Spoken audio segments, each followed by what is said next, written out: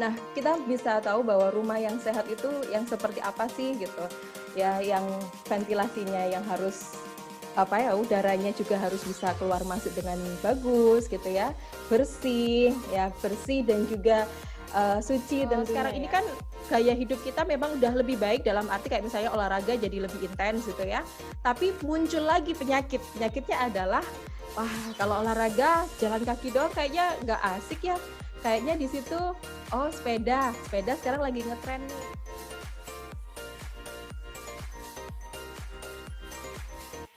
Nah, kita harus bisa memahami dari keluarga kita itu apakah income kita itu sifatnya adalah fix atau dia bersifat variabel. Variabel itu misalnya kalau fix pasti jelas ya dapat gaji bulanan misalnya karyawan, beli emas tadi dan investasi jangka panjang memang tidak bisa kita pungkiri tanah ya Bapak Ibu sekalian yang memang ini landed house ya yang memang harganya total penghasilan kita dalam 1 bulan sebenarnya tidak ada aturan yang baku ya, mau berapa puluh persen untuk konsumsi, mau berapa puluh persen untuk investasi dan segala macam. Tapi yang jelas ini adalah disesuaikan dengan diri kita masing-masing Bapak Ibu sekalian. Prioritas dari pengeluaran kita itu adalah untuk aspek kesehatan. Jadi aspek kesehatan, kalau mungkin dulu masalah vitamin itu kita abaikan, vitamin pokoknya vitamin C biasa gitu ya. Kalau sekarang harus lebih banyak lagi, dibus lebih banyak lagi gitu. Nah itu kan budget juga harus diprioritaskan. Bikin list prioritas, skala prioritas kita apa. Permisi, saya izin bertanya terkait investasi yang saya pernah dengar bahwa sekarang sedang ramai terkait investasi melalui saham atau reksadana. Nah, menurut Ibu sendiri, investasi jenis reksadana atau saham itu merupakan solusi yang baik atau tidak ya? Antara saham sama reksadana itu resikonya lebih tinggi di saham. Tetapi kalau dalam investasi itu kan high risk high return ya. Jadi semakin tinggi resiko itu akan semakin tinggi return yang kita dapat. Kecenderungannya seperti itu.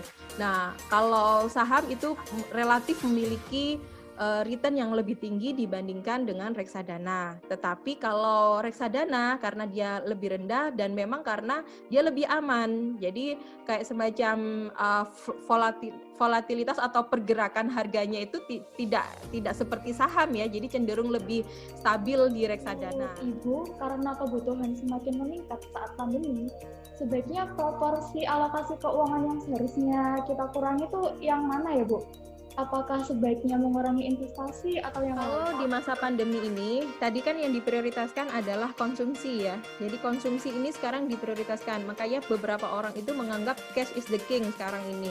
Jadi kalau kita untuk masa pandemi ini, masa yang tidak bisa diprediksi, akhir 2021 mungkin masih belum ya. Jadi jangan terlalu berani untuk berinvestasi terlebih dahulu.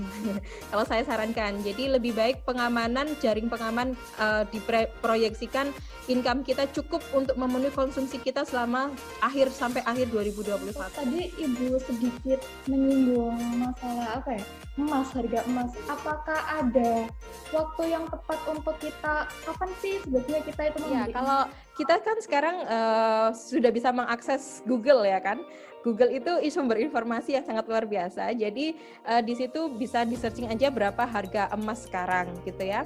Dan Bapak Ibu seharusnya selain harga emas sekarang juga bisa melihat tren harga emas berapa bulan terakhir.